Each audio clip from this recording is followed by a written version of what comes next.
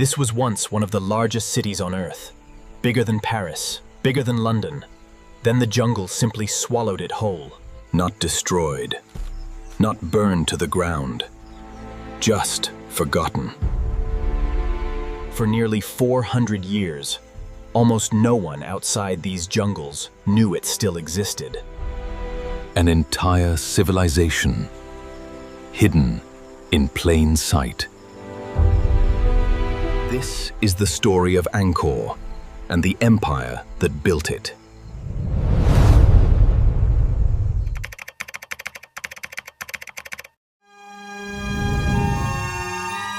Around the 9th century, in what is now Cambodia, a powerful empire began to rise.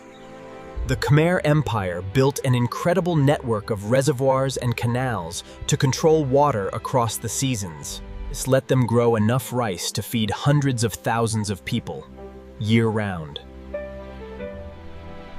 With that wealth, they began building Tavernier, on a scale the world had never seen. Angkor Wat alone took decades to build, using millions of tons of sandstone hauled from quarries miles away. Every wall was covered in carvings depicting gods, kings, and epic battles. At its peak, Angkor may have been home to nearly 1 million people, spread across an area larger than modern Los Angeles. It was, for a time, quite possibly the largest city on the entire planet. It seemed like nothing could ever bring it down. But by the 14th century, something began to go wrong. Tree ring records reveal the region was hit by decades of extreme droughts, followed by violent monsoon flooding. The very water system that built their empire began to fail under the strain. Crops failed. Food grew scarce. The population that depended entirely on this system began to suffer. At the same time, a rival kingdom to the west grew stronger and began pushing against Khmer territory. Repeated invasions further drained the empire's strength and resources.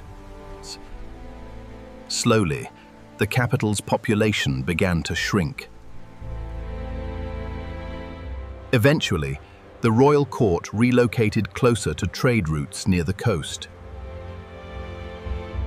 And the great city that had once housed nearly 1 million people was left behind. Without a population to maintain it, the jungle wasted no time. It started small, a single route, finding its way between the stones. Within decades, entire courtyards disappeared beneath vines and trees. Massive tree roots wrapped around towers, slowly prying the stones apart. Within a couple of centuries, almost the entire city was completely hidden from view, though it was never truly forgotten by everyone.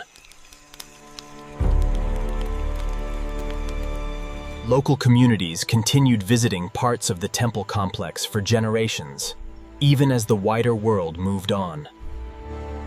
But to the wider world, it had become little more than a legend. In the 1860s, a French naturalist exploring the region heard rumors of enormous stone ruins hidden deep in the jungle. He followed the stories deeper into the forest than anyone from outside had gone in generations.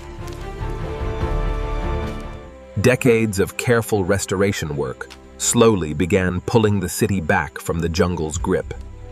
And then, through the trees and pond, he saw it.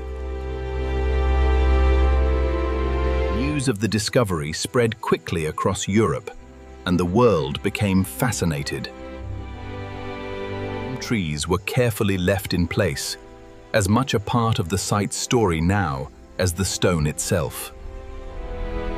What was once believed lost forever had returned to the world.